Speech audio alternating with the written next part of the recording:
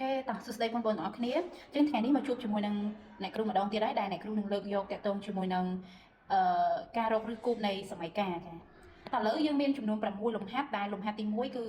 x គីបស្មើ0ខ x គីបស្មើដក1ក x គីបស្មើ8ខ x គីបស្មើដក1លើ8ង x គីបស្មើ8លើ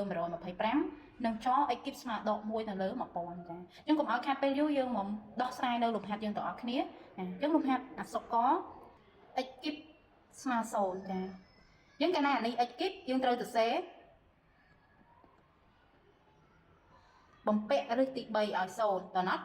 ឫសទី3ឲ្យ0អញ្ចឹងយើងគ្រាន់តែទៅសេអាលេខដែលនៅក្នុងឫសទី3នេះចេញឲ្យคล้ายទៅជាគីបដូចគ្នាដែរទើបយើងបញ្ចេញបានតែ0ទូប្រមាណ0លើកជាប្រមាណក៏នៅតែ0ដែរតើណាត់ចាអញ្ចឹងយើងចង់ទៅសេបែបនេះក៏បាន0គីបនេះគីបអញ្ចឹងយើងសម្រួលមកនេះសម្រួលមកបាន x ស្មើ0ចា៎ណាអូខេឥឡូវយើងមកមើលនៅមួយទៀតលំហាត់បចា x គីបស្មើដក1ចាយើងដើម្បីរក x អត់គីបគេធ្វើម៉េចចាអញ្ចឹងអូនគ្រាន់តែបំពាក់ឫសទី3ឲ្យ1មកដក1មកយើងត្រូវទៅសេអាលេខនៅក្នុងឫសទី3នេះឲ្យខ្លាចទៅជាគីបចាតោះ1លើកជាប្រមាណក៏នៅតែ1ដែរតើណាអញ្ចឹងអានេះដក1សំទោសអញ្ចឹងដក1នៃគ្រូសរសេរបែបនេះពួកដក1លើកជាគីបចេញមកដក1ដដែលអញ្ចឹងអានេះឃើញនៅក្នុងរ៉ាឌីកាល់របស់យើងខ្សែគុណ3អានេះក៏ខ្សែគុណ3អញ្ចឹងយើងសម្រួលមកចាសម្រួលទៅយើងដាច់ឬហើយអញ្ចឹងយើងបានដក1ក x គីបស្មើ8ចាអញ្ចឹងយើងរក x អត់គីបយើងត្រូវបំពាក់ឫសទី3ឲ្យ8ចាអញ្ចឹងអូនព្យាយាមសរសេរលេខ8នេះឲ្យចេញជាអីគេគីបអញ្ចឹង8យើងអាចសរសេរបានថាម៉េច2គីបតើអត់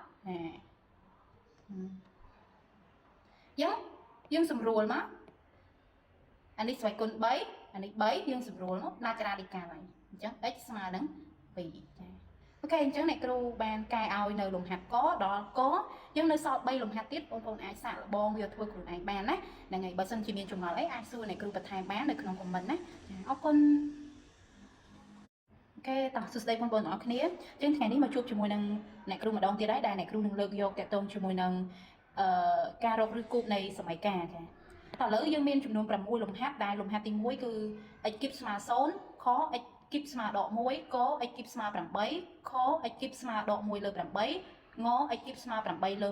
125និងច x គីបស្មើដក1ទៅលើ1000ចាអញ្ចឹងកុំឲ្យខាតពេលយូរយើងមកដោះស្រាយនៅលំហាត់យើងទាំងអស់គ្នាអញ្ចឹងលំហាត់អក្សរក x គីបស្មើ0ចាអញ្ចឹងកាលណានេះ x គីបយើងត្រូវទៅសេបំពាក់ឫសទី3ឲ្យ0តើណាត់ឫសទី3ឲ្យ0អញ្ចឹងយើងគ្រាន់តែទៅសេអាលេខដែលនៅក្នុងឫសទី3នេះចេញឲ្យคล้ายទៅជាគីបដូចគ្នាដែរទើបយើងបញ្ចេញបានតែ0ទូប្រមាណ0លើកជាប្រមាណក៏នៅតែ0ដែរតើណាត់ចាអញ្ចឹងយើងចង់ទៅសេបែបនេះក៏បាន0គីបនេះគីបអញ្ចឹងយើងសម្រួលមកនេះសម្រួលមកបាន x ស្មើ0ចា៎ណាអូខេឥឡូវយើងមកមើលនៅមួយទៀតលំហាត់បចា x គីបស្មើដក1ចាយើងដើម្បីរក x អត់គីបគេធ្វើម៉េចចាអញ្ចឹងអូនគ្រាន់តែបំពាក់ឫសទី3ឲ្យ1មកដក1មកយើងត្រូវទៅសេអាលេខនៅក្នុងឫសទី3នេះឲ្យខ្លាចទៅជាគីបចាតោះ1លើកជាប្រមាណក៏នៅតែ1ដែរតើណាអញ្ចឹងអានេះដក1សំទោសអញ្ចឹងដក1នៃគ្រូសរសេរបែបនេះពួកដក1លើកជាគីបចេញមកដក1ដដែលអញ្ចឹងអានេះឃើញនៅក្នុងរ៉ាឌីកាល់របស់យើងខ្សែគុណ3អានេះក៏ខ្សែគុណ3អញ្ចឹងយើងសម្រួលមកសម្រួលទៅយើងដាច់ឬហើយអញ្ចឹងយើងបានដក1